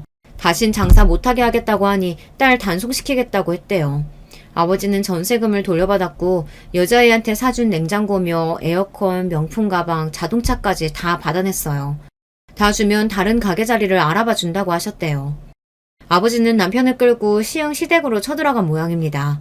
시모랑 시부가 바들바들 떨고 앉아있었겠죠. 장인어른, 아무리 그래도 부모님 앞에 저를 끌고 오시면 어떡해요. 그러면 억울이야? 너 진짜 뻔뻔하다. 한 가지 물어봅시다, 사돈. 아드님 원래 이래요? 돈 때문에 이러는 거야? 우리 딸 입 돌아가게 한 놈 절대 용서 못해. 성질 같아선 되게 아는 일도 입 돌아가게 하고 싶은데 참고 있어요. 그래서 말인데 내가 이놈 머슴으로 부린다고 통보하러 왔소이다. 저 새끼들 호강에 겨워서 이 호강에서 놀고 있는 놈이에요. 어디 우리를 팔아서 바람을. 마음대로 하세요. 제가 부모로 자격이 있습니까? 부모 자격 돈으로 하는 거 아닙니다. 저놈 머리가 이상해서 말이에요. 돈 있으니 어린애랑 자보겠다니 그게 말입니까 똥입니까? 그래서 봐줄 수가 없어요. 아유 미친놈아. 그냥 싹싹 빌지 입은 왜 놀려? 혜미가 좋아서 죽겠다며. 그건 거짓말이야? 좋으니까 살았지. 근데 이제는 나도 어린 여자랑. 아빠 진짜 내 생각 이상한 거야? 장인어른도 남자니까 말해보세요. 돈 있으면 저 좋다는 어린 여자들이 줄을 섰어요. 아버지 말로는 그때 시부랑 시모가 남편 뺨을 인정사정 없이 갈겼대요. 그런 생각이 있으면 혼자 살지 왜 결혼해? 왜 도움을 받아? 에휴, 부모 망신 다 시킨다. 공부 잘하면 뭐하누? 사돈어른, 우리 며느리 좋은 곳으로 시집가라고 하고 이 새끼 머슴으로 쓰시던지 마음대로 하세요. 저희 원래 단칸방 반지하러 가렵니다. 아버지! 그리고 시모가 서럽게 울었대요. 그러거나 말거나 아버지는 남편을 끌고 나왔다는데요. 아버지는 남편 불륜 까발려서 동네 망신시키고 다시는 의사생활 못하게 하려고 했지만 그건 일시적인 고통일 뿐이잖아요. 그래도 의사면허는 취소가 안 되니 다른 곳에서 의사할 수도 있거든요. 너는 그동안 내가 해준 돈 뱉어내고 가. 양육비도 내 앞에서 벌고 우리 딸 위자료도 벌어서 갚아. 그게 너한테 주는 벌이야. 싫으면 경찰에 신고하든지. 동네 아저씨들이 혜임이 입 돌아가게 했다고 너 죽인다고 하던데 어떻게 할래? 병원에 사람이 오겠어요? 소문이 나서. 그게 걱정이냐? 다른 데 얻어주면 되지. 어차피 너 여기서 쫓아내도 다른 데서 월급 을사하겠지. 사람 죽여도 을사하는데 뭐 그깟 간호조무사랑 놀아난 거 그걸로 면허가 취소되겠냐? 억울해서 안 돼. 30년은 안 돼요. 라연이 20살 때까지. 됐지? 그 대신 이혼은 한대. 이런 계약 싫으면 법으로 하던지. 난 다른 걸로 할 거야. 요새 주먹이 근질근질했는데 너 보내고 나도 가지 뭐. 그렇게 해서 남편은 제가 사는 지역 멀리 정형외과를 다시 개업했어요. 거기서 제법 돈이 들어옵니다. 주말도 없이 일을 한다고 하는데요. 웃긴 건 간호자무사 다 남자로 채워놨대요. 물리치료사 남자, 건물 청소도 남자라고 합니다. 남편은 출근하고 퇴근도 아버지에게 다 보고하고 점심값, 저녁값 타서 고시원에 가요. 그리고 수입을 우리에게 주는 겁니다. 저는 신경 딱 끊기로 했어요. 집에 그 인간이 없으니 살만한 거 있죠. 입도 제자리를 찾았어요. 간호조무사 머리채라도 잡아야 하는 거 아니냐고 엄마가 저에게 묻더라고요. 미쳤어. 그거 잡아봤자 내 손만 더러워져. 그 여자는 한 번 했으니 다른 데 가서 또 해. 내연녀도 중독이야. 중독자는 내가 처리하지 못하지. 간호일 못한대. 소문 짱났나 봐. 하긴 이 동네에서 너 건들면 어떻게 되는지 몰라. 아휴, 미련한 것들. 누가 그러더라고요. 아버지 없는 사람 서러워서 살겠냐고요. 맞아요. 저는 아버지 덕분에 속도 시원해지고 입이 제자리로 돌아왔어요. 시흥 아파트에 가서 내연녀랑 난리치고 남편하고 싸우고 이런 일 안 해서 더 고마웠어요. 이혼하고도 남편은 2년째 우리 집에 돈을 가져옵니다. 아주 거짓골을 하고 말이죠. 하루는 울면서 미안하다고 집 앞에서 통곡을 하는데 안 받아줬어요. 아마 매일 밤 후회의 눈물을 흘려도 다시 그 상황이 되면 또 바람날 수밖에 없어요. 처음부터 안 할 사람은 안 할 테니까요. 여기까지 들어주셔서 너무 감사해요. 여러분께는 늘 좋은 일만 있으시길 바랄게요. 안녕하세요. 저는 미국에서 미국인 남편과 토끼 같은 아들과 딸을 키우며 사는 40대 여자입니다. 지구 반대편에서 사는 저는 심심하면 삿바 채널을 즐겨 듣고는 해요. 아이들이 학교에 가고 남편도 일하러 가면 집에 혼자 남게 되거든요. 저도 집에서 간단한 번역 같은 부업을 하고 있는데 어디까지나 부업이라 남는 게 시간이랍니다. 성격상 가만히 있는 것을 못해서 남는 시간이 있으면 뭐라도 하는 편인데요. 그럴 때마다 사연을 틀어놓고 집안일을 하거나 서류 정리를 하고는 해요. 들으면서 같이 웃기도 하고 울기도 하며 즐거운 시간을 보내고 있답니다. 그러다 얼마 전에 저한테도 들려드리고 싶은 사건이 발생했어요. 매번 들을 때는 저런 일도 있나 싶었는데 현실은 역시 영화보다 더하더라고요. 그럼 바로 시작하겠습니다. 저는 3남매 중 둘째로 태어났습니다. 위아래로는 오빠와 남동생이 있어서 저 혼자 여자로 자랐어요. 이렇게 말하면 대부분이 저에게 오빠와 남동생에게 많이 치이고 살았냐고 물어보더라고요. 하지만 절대 아니었답니다. 얘 성희야, 너 또 친구 때렸다며? 그러면 어떡해? 엄마가 아무리 그래도 친구 때리면 안 된다고 몇 번 얘기했어. 어? 선생님께 또 전화 왔잖아. 또 그 집 엄마 우리 집 찾아오게 생겼잖니. 아, 동네 창피해서 엄마가 못 돌아다녀. 걔가 우리 성민이 키 작다고 괴롭히잖아. 엄마가 무슨 일이 있어도 가족이 최우선이라며. 엄마 말대로 한 건데 왜 나한테 뭐라 그래? 만약 걔가 성민이 안 건드렸으면 나도 걔 안 때렸어. 엄마, 그래도 누나가 저번에 나 놀리냐 때려서 이제 애들이 안 괴롭혀. 나는 누나가 슈퍼맨 같아. 누나만 있으면 아무도 나를 놀리지 않아서 좋단 말이야. 거봐, 애 나 없으면 어디 가서 맞고 다닌다니까? 오히려 엄마는 나를 칭찬해야지. 나한테 그렇게 뭐라 하면 어떡해? 저번에 오빠도 나한테 고맙다고 했어. 그래, 성희가 그래도 자기 오빠랑 동생은 끔찍하게 생각하잖아. 나는 우리 딸이 저렇게 드세서 오히려 좋은데? 어디 가서 당하고 사는 것보다는 훨씬 낫지. 얼씨구, 아주 나를 빼고 자기들끼리 똘똘 뭉치네. 참나 웃겨. 성희, 너는 그래도 그렇게 애 얼굴을 피나게 하면 어떡해. 앞으로 때릴 거면 안 보이는 것을 위주로 때려. 적당히 하란 말이야. 비록 제 성격이 매우 드세서 마치 골목대장처럼 지냈어도 우리 가족은 서로 화목했어요. 부모님도 사이가 좋으셨고 우리 3남매를 편애 없이 공평하게 대하셨습니다. 보통 둘째는 중간에 끼어서 사랑을 못 받고 자란다고 하잖아요. 하지만 우리 부모님은 언제나 삼남매를 동등하게 대하려고 노력하셨어요.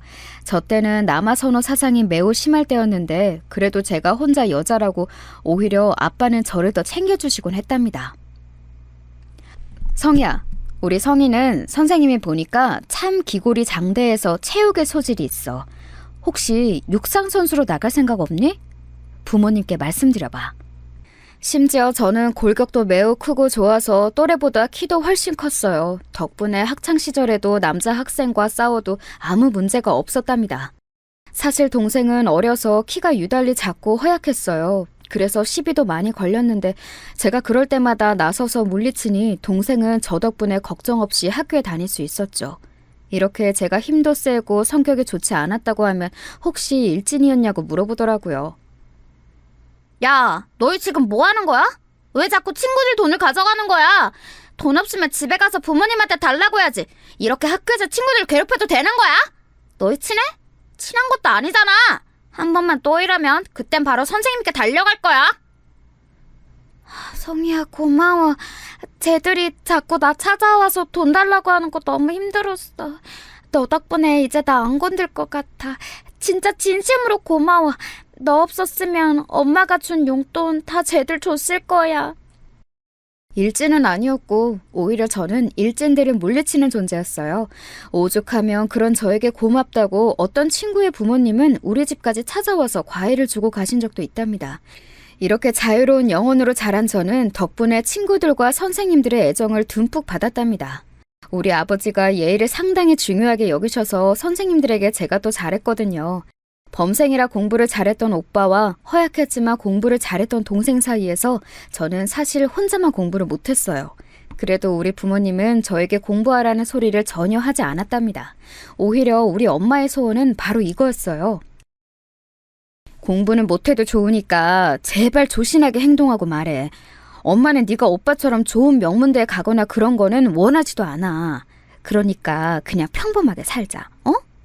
네가 불의를 못 참고 그러는 건 알겠는데 평범한 인생도 얼마나 좋니? 우리 엄마의 평생 소원은 바로 제가 조용하고 조신하게 살다가 평범한 남자와 결혼해서 평범하게 사는 거였어요. 그런데 원래 평범하게 사는 게 가장 힘든 거 아시죠? 저는 성인이 되고 나서도 사건이 많았습니다. 저는 경기도에 있는 어느 4년제 대학에 입학했어요.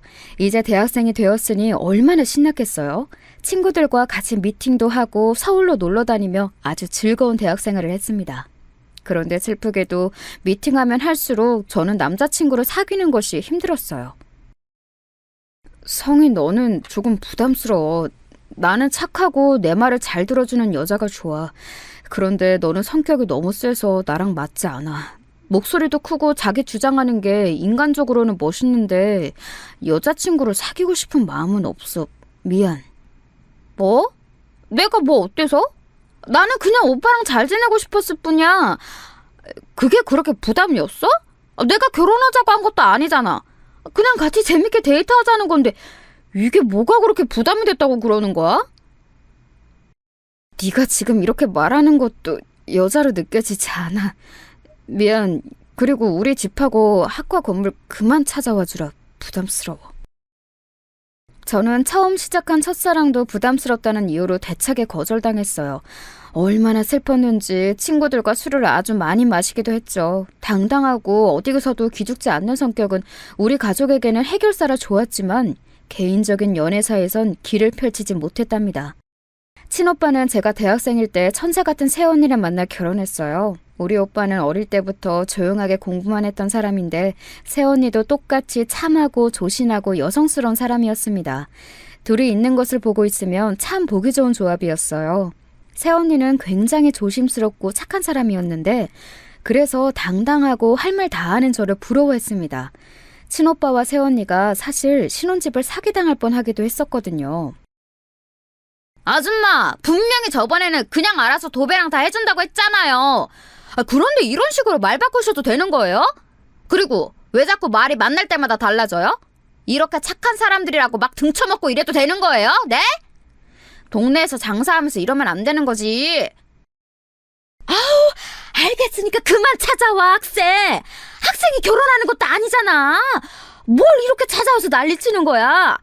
내가 학생 오빠네 부부한테 절대 사기 안 칠 테니까 그만 찾아와. 부동산 거래를 하다 보면 참 황당한 일들이 많잖아요. 우리 오빠와 새언니도 억울하게 당할 뻔했던 것을 변호사도 아닌 제가 나서서 해결했답니다. 이 사건으로 새언니와 새언니네 부모님까지 다 제 편으로 만들었어요. 새언니는 그 뒤로 저만 보면 눈을 초롱초롱 뜨고 제 도움이 필요할 때마다 저를 찾고는 했습니다. 언니가 그럴 때마다 저는 내심 기분이 좋았죠. 아가씨, 이번 소개팅은 진짜 괜찮아요. 내가 사전에 물어봤는데 활발하고 당당한 여성이 좋다고 하더라고요. 그러니까 이번엔 나 믿고 한 번만 나가봐요. 우리 아가씨 이렇게 멋진 사람인데 남자들은 왜 이러는 거야. 언니 됐어요. 저번에도 그 말에서 나갔다가 그 사람이 내 성격 보고 도망갔던 거 몰라요? 언니가 저 생각해서 신경 써주는 것은 알고 참 고마워요. 그런데 저는 괜찮아요. 엄마부터 언니까지 내 연애가 최대 관심사네요. 새언니는 제가 좋은 남자를 만나 결혼하는 것을 바랐어요. 언니가 얼마나 저를 생각하는지 알기 때문에 저는 고마웠지만 사실 언니가 소개해주는 사람은 다 제 성격을 부담스러워했답니다. 그렇게 대학 졸업반이 될 때까지 저는 연애를 제대로 해보지도 못했어요. 그냥 순한 놈 한 명 찾아서 결혼하라니까. 잘 찾아보면 네 성격 다 받아주는 사람 분명히 있을 거야. 네 오빠 봐라. 결혼하고 얼굴 혈색이 좋아졌어. 사람은 결혼 잘하는 것도 복이야. 그러니까 너도 마음에 드는 놈을 적극적으로 찾아서 결혼해. 여자는 특히 결혼 잘하는 게 최고야. 나이 들어봐라. 남편 복이 제일이야. 엄마는 내 얼굴만 보면 결혼 얘기야? 내가 알아서 한다고 했잖아. 그리고 순한 놈 찾으면 외모가 마음에 안 든다고. 나도 눈이 있는데 내 눈에 맞는 짝을 찾아야 하잖아. 엄마, 자꾸 결혼 얘기 계속하면 나 집에 안 들어와? 아우, 들어오지 마! 들어오지 말고 나가서 남자를 만나라고. 아니, 막내도 연애하는데 왜 너 혼자 연애를 못하고 있냐 이거야. 아휴, 속 터져. 엄마는 제가 대학을 졸업하는 나이가 되자 더 남자를 만나라고 강요했어요. 오죽하면 선자리도 알아왔는데 몇 번 나가봐도 제가 마음에 들지 않거나 상대 쪽에서 마음에 안 들어했죠. 저도 내심 속으로 얼마나 초조했는지 모릅니다. 친구 중에는 제대로 연애하다 결혼해서 잘 사는 사람도 많았거든요. 이렇게 결혼 못하고 노처녀가 될까봐 두려웠어요. 하지만 이런 저에게도 운명의 상대가 나타나게 되었습니다. 말 그대로 운명처럼 나타난 그 사람은 미국인이었어요. 그날은 제가 친구를 만나러 서울에 갔던 날이랍니다. 서울역 앞에서 만나기로 했는데 어떤 사람이 저에게 말을 걸었어요. 네네. 외국인이네. 어떡하지? 나 영어 못하는데. 어디 가는데요? 나 영어 못해요. 어디 간다고? 명동? 명동! 오케이. 이리 와요. 그 외국인은 한눈에 봐도 눈에 띄는 외모를 가지고 있었습니다. 원래 남들 일에 참견하는 것을 좋아하는 저는 영어도 못하면서 그 외국인을 도와주었어요. 영어를 못하니까 그냥 한국말로 말했는데 이상하게 소통이 되더라고요. 근데 이름이 뭐예요? 이름. 이름이 영어로... 네임이 뭐예요? 케빈! 케빈, 반가워요. 나는 성희. 그렇게 서로의 이름만 겨우 교환하고 케빈을 데리고 명동으로 갔어요. 그렇게 저는 친구에게 다시 가려고 했는데 케빈은 자꾸 저를 따라왔습니다. 왜 따라와요? 명동 데려다 줬잖아. 나는 서울역 다시 가야 돼요. 친구 만나러 간다고요. 친구, 프렌드. 왜 이래? 슬프게도 저는 영어를 잘하지 못했어요. 케빈도 아주 기본적인 한국 단어를 제외하고 한국어에 능통하지 못했죠. 그런데 너무 즐겁고 놀라웠던 점은 그런데도 대화가 통한다는 거였습니다. 단어만 말하는데도 뜻이 통했어요. 결국 저는 케빈을 데리고 친구를 만나러 갔습니다. 야, 뭐냐? 왜? 저 외국인 뭐야? 나 너무 당황스러워. 야, 너 언제부터 영어 잘했어? 다 영어 한마디도 못하는데 어떡해. 이렇게 갑자기 데려온다고? 말도 없이? 나도 오다가 만났어. 몰라, 말이 안 통하는데 자꾸 내 옆에서 따라와서 데리고 왔어. 그래도 사람은 착해 보여. 이것 봐, 혼자 웃고 있잖아. 계속 실실 웃던데? 야, 그냥 웃어. 그렇게 케빈과 우리는 말도 통하지 않았지만 아주 재미난 시간을 보냈습니다. 집에 갈 때가 되었는데 케빈은 저에게 자기 전화번호를 알려줬어요. 얼떨결에 번호를 교환한 저는 아주 자연스럽게 케빈과 연락을 시작했습니다.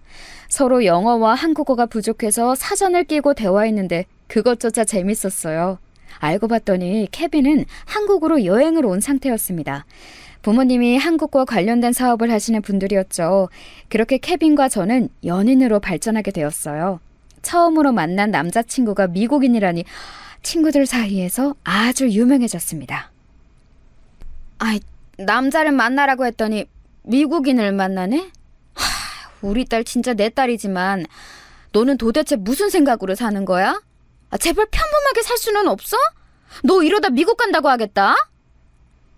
엄마, 안 그래도 케빈이 자기 따라서 미국 가자고 하더라. 엄마 어떻게 알았어? 나 국제 결혼해서 미국 갈 거야. 엄마 사위는 미국인이고 손주는 혼혈인 거지. 신하지 않아? 뭐? 너 그런 얘기를 이렇게 아무렇지 않게 한다고? 내가 진짜 너 때문에 미치겠어. 아이고! 여보, 빨리 여기 와서 앉아봐. 당신 딸 미국 간대. 내가 미쳐. 머리야. 도대체 누구 닮아서 이런 거야? 딸, 자세히 얘기해봐. 미국을 간다고? 너 그 미국 놈이랑 결혼해서 미국 간다고? 언제 정한 거야? 왜 그걸 지금 얘기해? 제발 뭐가 결정되면 엄마랑 아빠한테 얘기하라고 했잖아. 어젯밤에 프로포즈 받았어. 그러니까 지금 얘기하지. 엄마랑 아빠가 그랬잖아. 내 성격 다 받아주는 사람 있으면 결혼하라며? 그게 케빈이야. 한국에는 내 성격 좋아하는 남자 없잖아. 운명의 상대를 만났으니 내가 미국을 가는 게 맞지. 아유, 미치겠다. 미치겠어. 당장 그놈 데리고 와. 지금 우리 집으로 오라고 연락해. 여보, 당신은 빨리 첫째랑 며느리 불러. 가족회의 해야지. 하루도 조용하게 넘어가는 날이 없어. 응? 그렇게 케빈을 집으로 불러서 얘기하는데 저를 제외한 가족들은 영어를 잘하지 못했어요. 오빠와 새언니가 공부를 잘하긴 했어도 회화랑 시험 영어는 완전히 다른 영역이었죠. 케빈은 특유의 웃는 얼굴로 어색한 한국어로 말했습니다. 나 성이랑 결혼해요. 미국에 갈 거예요. 성이랑 나랑 운명이니까 결혼합니다. 케빈의 어색한 한국어를 듣고 부모님은 넋이 나간 표정이었습니다. 하지만 엄마랑 아빠도 알고 있었어요. 제가 한다면 아무도 못 말리는 고집의 소유자였고 또 그렇게 대학 내내 결혼할 남자를 찾았어도 찾지 못했다는 사실을요. 그렇게 얼떨결에 저와 케빈은 한국에서 결혼식을 올리게 되었습니다. 케빈의 부모님이 미국에서 한국으로 오셨는데 그래서 우리 가족은 급하게 기초영어 회화를 배우기도 했어요. 중간에서 영어와 한국어를 서로 통역하느라 힘들었지만 즐거웠습니다. 그렇게 결혼하고 저는 미국으로 가서 살게 되었죠. 케빈의 부모님은 알고 봤더니 미국에서 아주 큰 사업을 하고 있었어요. 케빈을 만나며 돈이 꽤 있는 것 같다고 생각했는데 생각보다 더 큰 회사였습니다. 덕분에 미국에서 사는 삶은 상당히 만족스러웠어요. 행복한 신혼생활을 보내면서 아이도 2명이나 출산했고 평범하게 살고 있었어요. 성희야, 엄마랑 아빠가 몸이 갈수록 점점 늙는 게 느껴지는데 우리 딸 얼굴을 잘 못 보니까 너무 속상해. 케빈하고 한국에 들어와서 몇 년이라도 살면 안 되겠니? 평생 미국에서 살면 엄마랑 아빠는 이렇게 1년에 겨우 한두 번만 보며 살아야 해? 나도 엄마랑 아빠 너무 보고 싶어. 미국 생활도 행복하고 시부모님이나 케빈이 잘해줘서 좋은데 그거랑 별개로 한국이 되게 그리워. 케빈하고 얘기해보고 결정되면 알려줄게. 케빈이 일 때문에 한국 오는 게 힘들면 내가 애들 데리고 혼자라도 가야지. 미국에 온 지 5년 정도가 지났을 때 부모님이 저를 많이 찾기 시작했어요. 그러면서 저도 동시에 향수병이 심해질 때라 한국에 가고 싶더라고요. 케빈하고 얘기했더니 케빈은 제 의견을 존중했습니다. 그런데 케빈은 시아버지의 회사를 물려받을 입장이라 오래 미국을 떠날 수가 없었어요. 결국 저는 부모님의 집으로 아이 2명을 혼자 데리고 가게 되었습니다. 아직 아이들이 어릴 때라 초등학교에 들어갈 때가 되면 미국에 다시 오는 것으로 결정하고 한국으로 떠나게 되었죠. 케빈은 시간이 날 때마다 한국에 오기로 결정했어요. 그렇게 친정에서 살기 시작했는데 처음에는 아무 문제가 없었어요. 오랜만에 본 부모님은 세월이 야속하게도 많이 늙으셨더라고요. 그래서 케빈 돈으로 여기저기 많이 놀러 다녔고 딸 노릇을 제대로 했습니다. 우리 가족에게 불행은 더 없을 것 같았죠. 그런데 한 가지 사건이 발생하게 되었습니다. 아니 막내야, 뭐라고? 이게 무슨 소리야? 얌전한 고양이가 부뚜막에 먼저 올라간다더니 뭐? 여자친구가 임신했다고? 아유 세상에. 아 여보, 성희야 어떡하니? 여자친구는 뭐 하는 사람인데? 뭐? 대학생이라고? 몇 개월이야? 8개월? 야, 너는 이제껏 8개월이 될 동안 얘기를 안 하고 도대체 뭐 한 거야? 제정신이야? 아, 속 터져. 인간아, 이 망할 놈아. 엄마, 오빠 부부 불러. 가족회의 하자.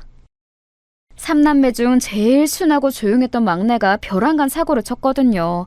어렸을 때 너무 순해서 엄마가 공격성을 배우라고 일부러 운동 도장에 보낼 정도로 조용했던 막내였어요. 유난히 작고 말라서 괴롭히는 사람도 많았죠. 그래서 제가 그런 친구들을 대신 싸워서 혼내줄 정도였는데 그런 막내가 무려 6살이나 차이 나는 대학생 여자친구를 데려왔어요. 그것도 임신 8개월이라 지울 수도 없는 상태였죠. 막내는 대학원에 다니고 있던 상태라 둘은 모은 돈이라고는 없던 상태였습니다. 게다가 더 어이없는 것은 올케의 부모님이었어요. 우리는 돈 없어요. 내놓은 자식이니까 알아서 하세요. 지원해줄 돈은 없고 있어도 쟤한테 줄 돈은 없으니까 알아서 하세요. 결혼식장에는 갈 테니 할 거면 말하세요. 할 말 없으니까 지원 관련해서 연락할 거면 하지 마세요. 심지어 올케는 집에서 내놓은 자식이더라고요. 사실 올케의 첫인상을 보고 저는 대충 짐작하긴 했습니다. 왜냐하면 그래도 결혼 허락을 받으러 오는 자리니 엄마와 저는 진심으로 열심히 준비했거든요. 그런데 올케는 손에 아무것도 들고 오지 않았고 심지어 음식 평가도 했습니다.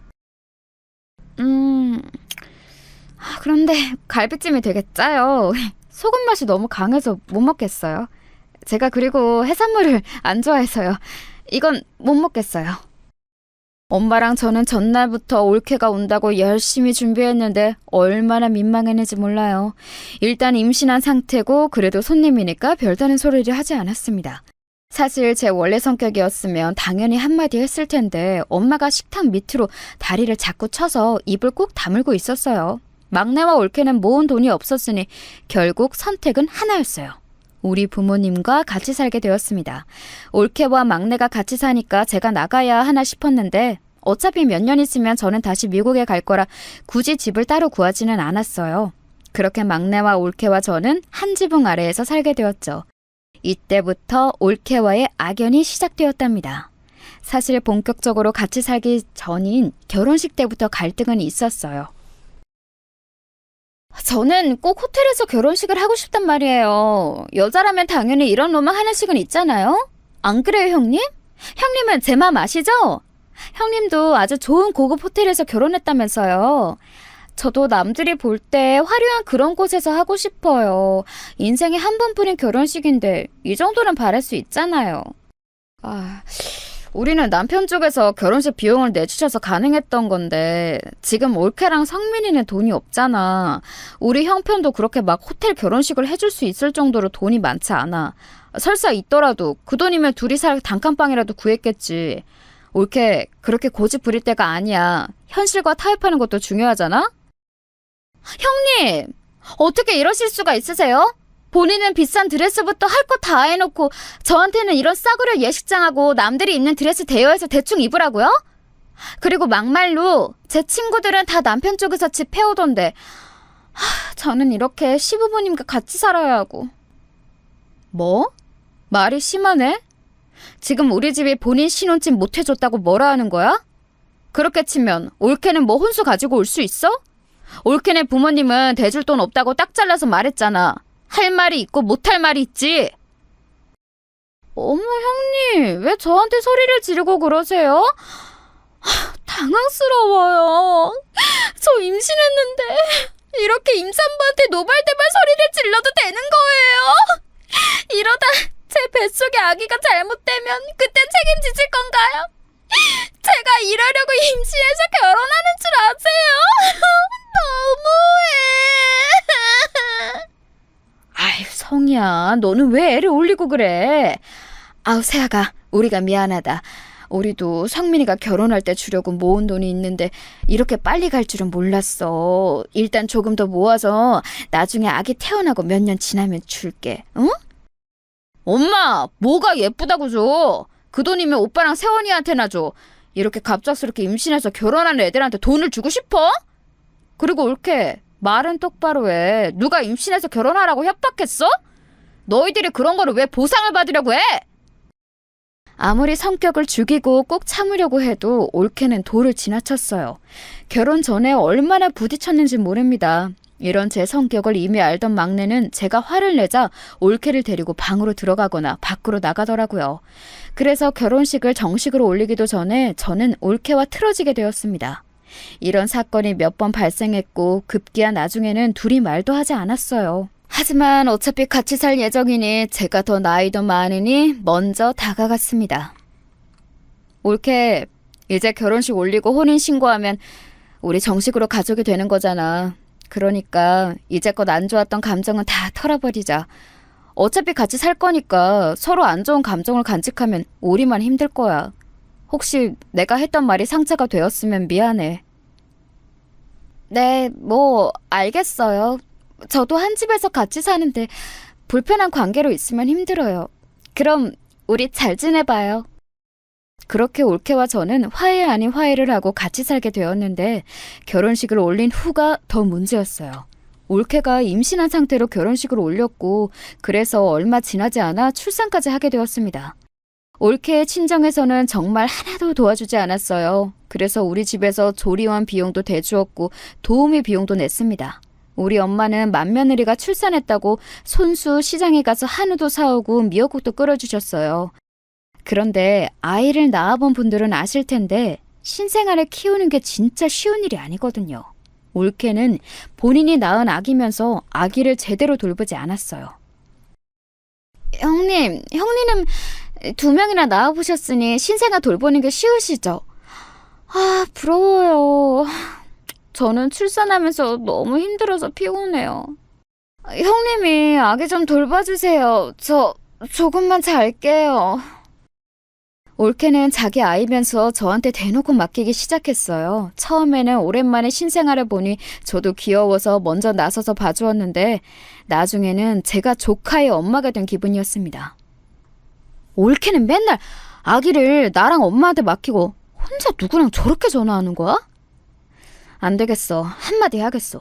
누가 임신하고 출산하라고 시켰어? 본인이 좋아서 해놓고 저렇게 나 몰라라 해도 되는 거야?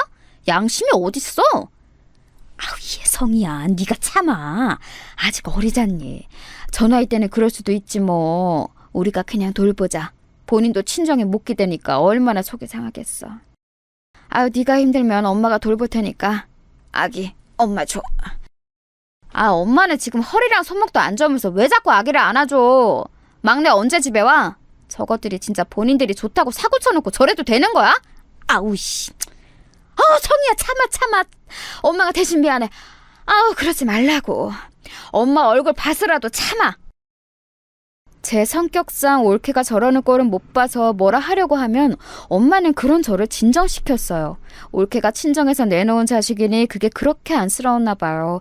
저도 그래서 참을 인을 몇 개나 새기며 조카를 돌봤습니다. 저도 어린 나이에 시댁에서 아기를 낳고 생활하는 올케의 처지를 생각하니 인간 대 인간으로 안쓰러웠죠. 자기도 마음 둘 곳이 없으니 본인 친구들과 통화하며 견디는 거라고 생각했습니다. 조카의 육아를 저와 엄마가 다 하고 올케는 본인 친구와 통화하거나 놀기 바빴어요. 그런 행패를 꾹 참던 어느 날 제가 폭발하게 된 계기가 생겼습니다. 바로 새언니 관련이었어요. 새언니는 둘째 조카를 낳다가 몸이 심하게 안 좋아졌어요. 생명이 위독해서 의사가 오빠에게 언니나 아기를 선택하라고 할 정도로 심각했었습니다. 결국 기적적으로 언니와 조카 둘 다 살아났지만 언니는 병원에 몇 달을 입원해야 했어요. 다행히 조카는 문제가 없었지만 새언니는 조금만 무리해도 쓰러지거나 힘들어했어요. 그래서 우리 집에 오면 저와 엄마는 새언니에게 정말 말 그대로 물 한 방울 묻히게 하지 않았습니다. 언니는 워낙 천사 같은 성격이라 제가 많이 좋아했었고 사람이 순수하고 맑았어요. 새언니가 집에 와서 아무것도 하지 않아도 그냥 얼굴만 봐도 좋았습니다. 당연히 아픈 사람에게 뭘 시키고 싶은 마음도 없었고요. 이런 상황에서 그날은 명절이라 새언니랑 오빠가 방문한 날이었어요. 오빠도 조카가 2명이나 있어서 집안은 아이들로 북적거렸습니다. 자식들과 손주들이 집에 가득하니 부모님도 기분이 아주 좋은 상태였어요. 그래서 평소에 잘 드시지 않던 술도 많이 드셨죠. 분위기가 무르익은 상태였는데 다들 기분도 좋았습니다. 그때 마침 올케가 화장실에 다녀오는 상태였어요. 부엌하고 제일 가까운 위치여서 저는 아무 의도 없이 말을 꺼냈는데 황당한 대답을 들었습니다. 올케, 오면서 부엌에서 사과랑 칼 가져다 줄 수 있어? 아, 과일이 먹고 싶네. 사과는 내가 자를 테니까 올케가 식탁 위에 있는 사과만 들고 와주라. 고마워. 형님, 저 아까부터 계속 요리하고 음식 날랐던 거 아세요? 왜 자꾸 저한테만 시키시는 거예요? 같은 며느리인데 이렇게 대우가 달라도 되는 거예요? 지금 저 아무것도 없이 결혼했다고 눈치 주는 건가요? 서러워서 못 살겠어요. 응? 아니, 세훈이는 몸이 안 좋아서 일부러 내가 아무것도 하지 말라고 했던 거야.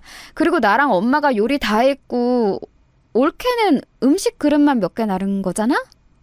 그게 그렇게 기분이 나빴어? 우리 엄마도 며느리들한테 뭐라 하는 분 절대 아닌데 당황스럽다. 동선 미안해요. 나도 도와야 하는데 내가 조금만 무리해도 몸이 안 좋아서. 아이고, 나 때문에 좋았던 분위기가 이렇게 됐네. 어떡하지? 동서 화 풀어요. 내가 미안해요. 어? 언니가 왜 미안해요?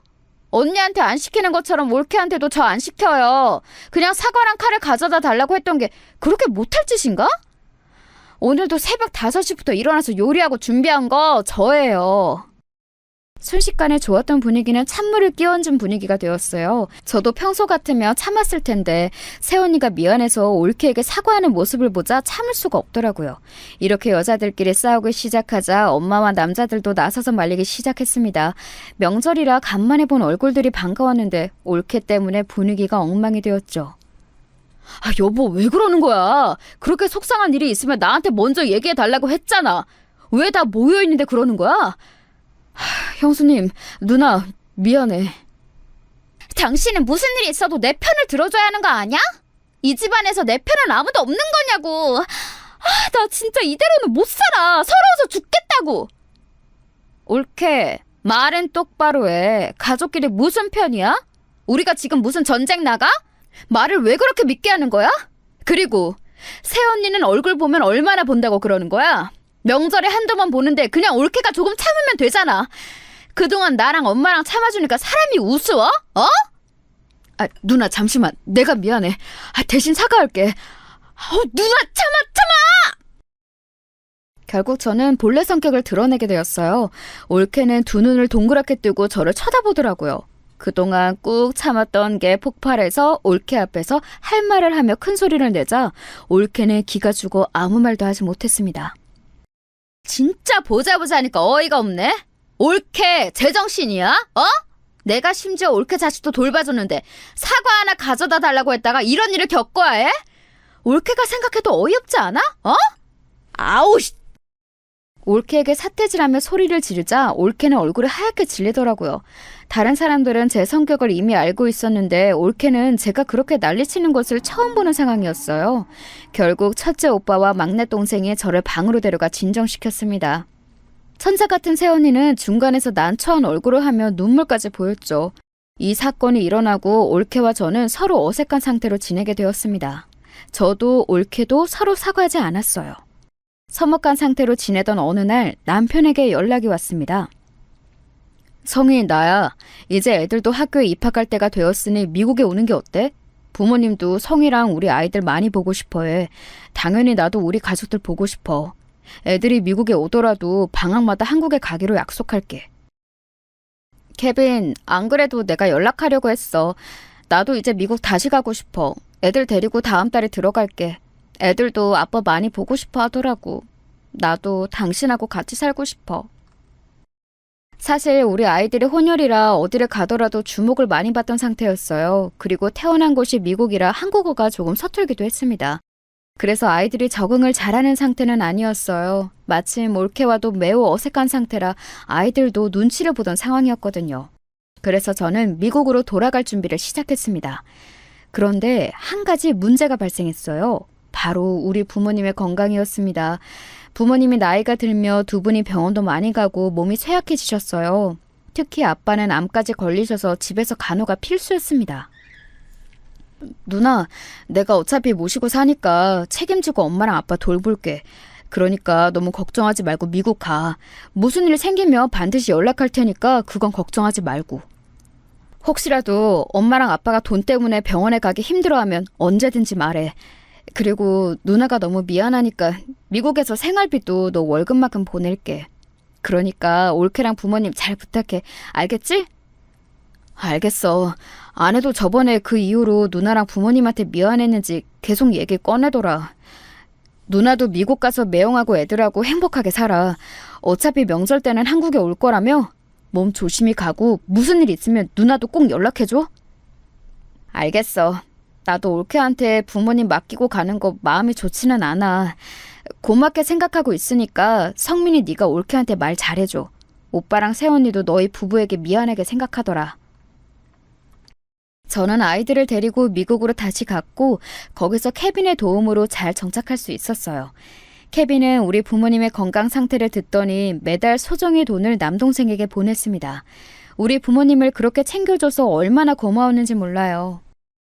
엄마, 몸은 어때? 괜찮아? 올케가 잘 챙겨주고 있어? 내가 옆에 있어야 하는데 미안해. 병원 갈 때 무조건 택시 타고 가. 그러라고 내가 돈 보내주고 있는 거니까. 알겠지? 그럼 걱정하지 마. 엄마 잘 지내고 있어. 오늘도 막내가 나랑 네 아빠 데리고 병원 데려간다고 하더라. 확실히 늙으니까 몸이 예전 같지 않아. 너야말로 잘 지내고 있는 거지? 케빈은 어때? 우리 애들도 보고 싶네. 아유, 우리야 너무 잘 지내서 아무 소식이 없어. 엄마가 예전에 말했던 평화롭고 평범한 생활을 하는 중이야. 오히려 너무 단조로워서 문제라니까? 애들도 확실히 예전보다 적응도 잘하고 나는 문제가 없어. 그렇다면 다행이네. 성희야, 엄마 이제 병원 갈 준비해야 해서 이만 끊을게. 케빈에게 안부 전해줘. 엄마가 아빠한테도 너한테 연락 왔다고 얘기할게. 다음에 다시 연락하자.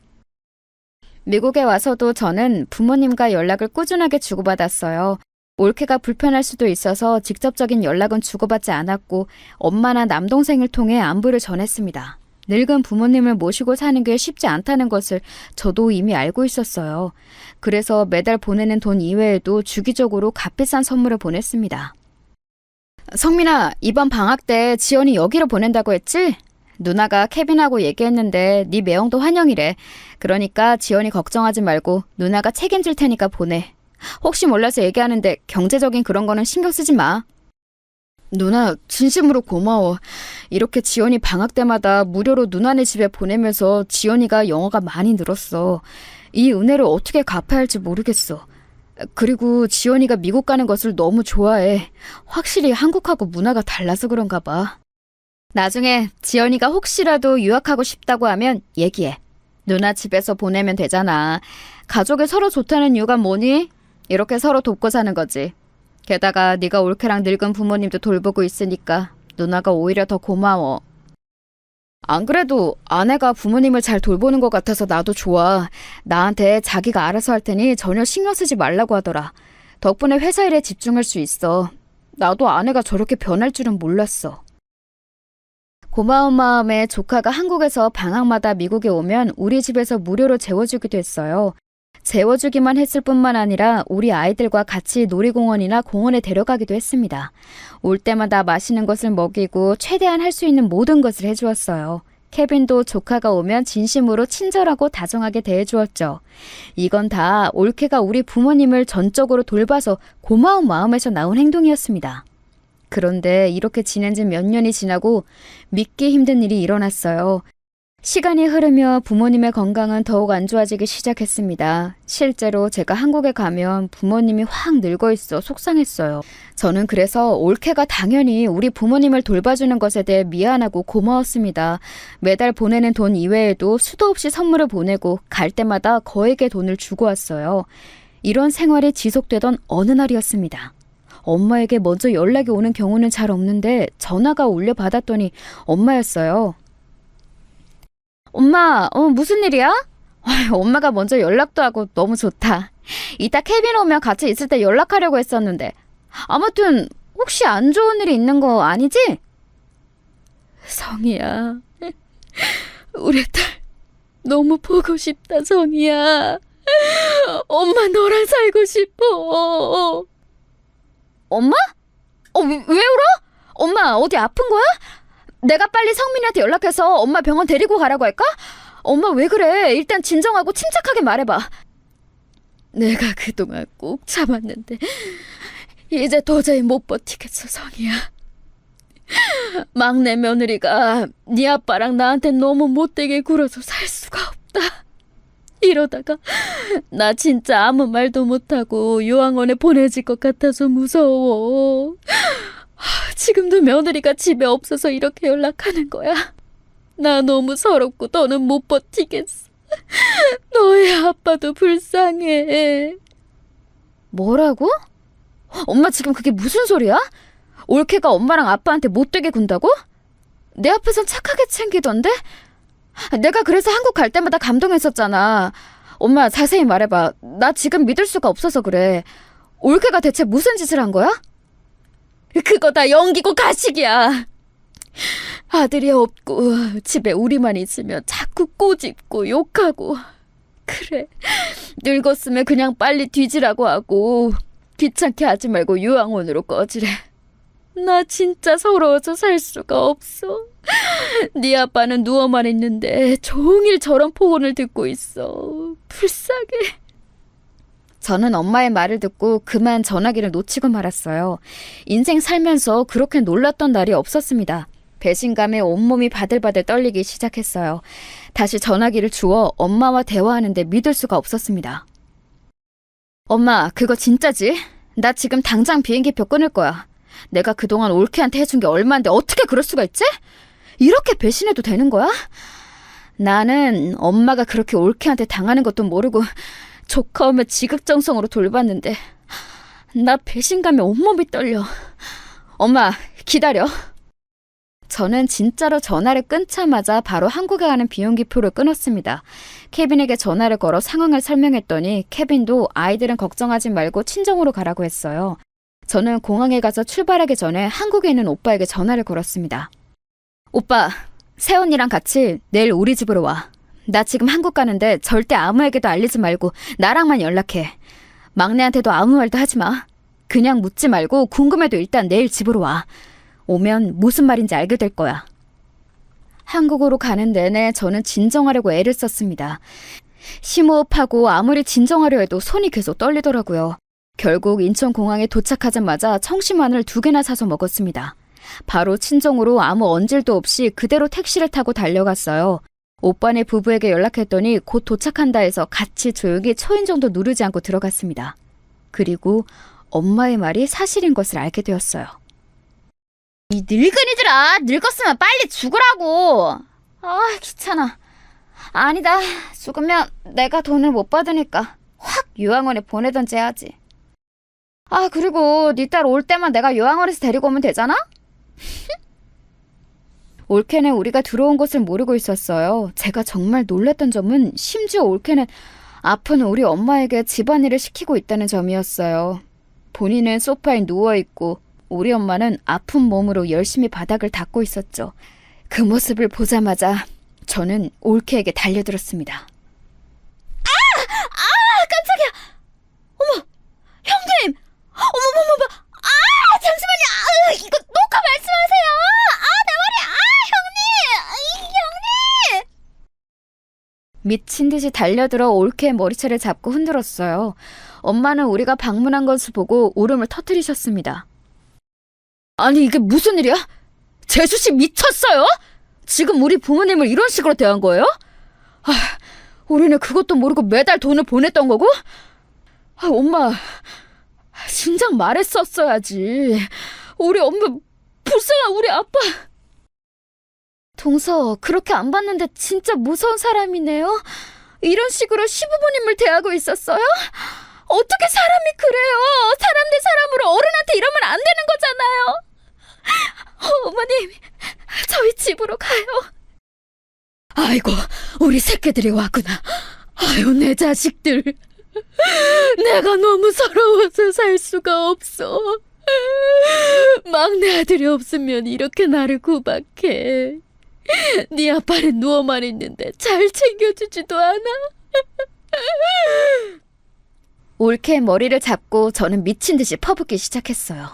욕설과 함께 난리를 피우니 올케는 엉엉 울며 빌었습니다.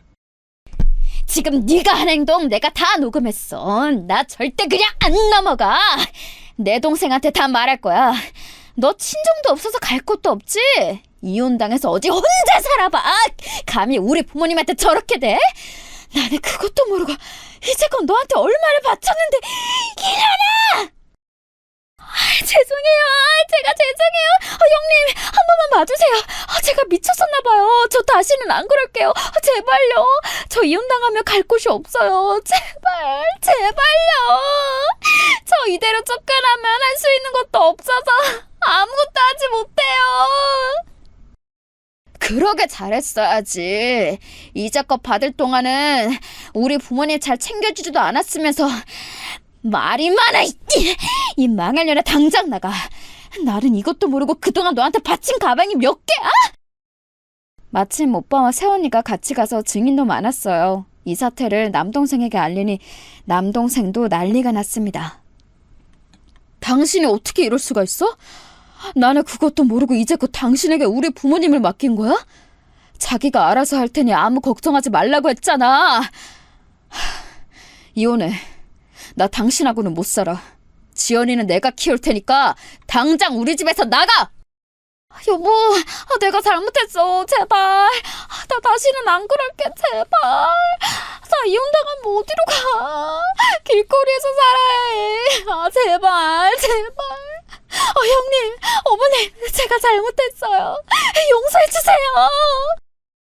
올케는 손이 닳도록 싹싹 빌기 시작했어요. 하지만 가족들은 이미 그 광경을 봤으니 마음을 돌리지 않았습니다. 특히 남동생이 아내에 대한 배신감이 아주 심했어요. 알고 봤더니 본인이 알아서 다 챙길 테니까 동생 보고 신경 쓰지 말라고 했더라고요. 그러면서 받을 돈은 다 받고 있었던 거예요. 모든 사실이 탄로나고 실제로 남동생과 올케는 그대로 이혼하게 되었습니다. 그리고 부모님은 천사 같은 새언니와 첫째 오빠가 모시기로 결정했어요. 무려 새언니가 나서서 우리 부모님을 모시고 싶다고 얘기했습니다.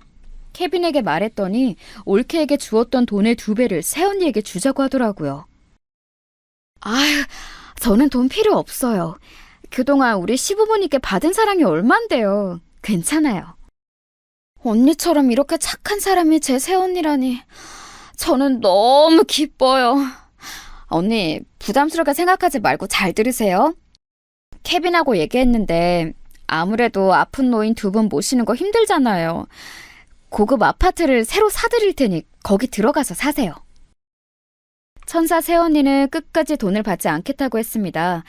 그래서 저와 케빈은 상의 끝에 서울 강남에 있는 고급 아파트를 얻어주었어요. 그리고 거기서 우리 부모님과 첫째 오빠 부부는 같이 살고 있답니다.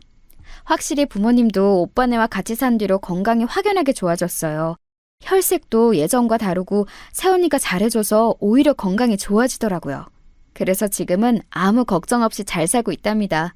올케는 어디서 뭐를 하고 지내는지는 모르겠지만 솔직한 심정으로는 잘 살지 못했으면 좋겠어요. 우리 부모님한테 했던 짓을 떠오르면 평생 거지처럼 살길 바랍니다. 여기까지가 제가 준비한 사연인데요. 여러분 어떻게 들으셨나요? 재밌고 흥미롭게 들으셨으면 다행입니다. 그럼 이만 마치겠습니다. 들어주셔서 감사합니다.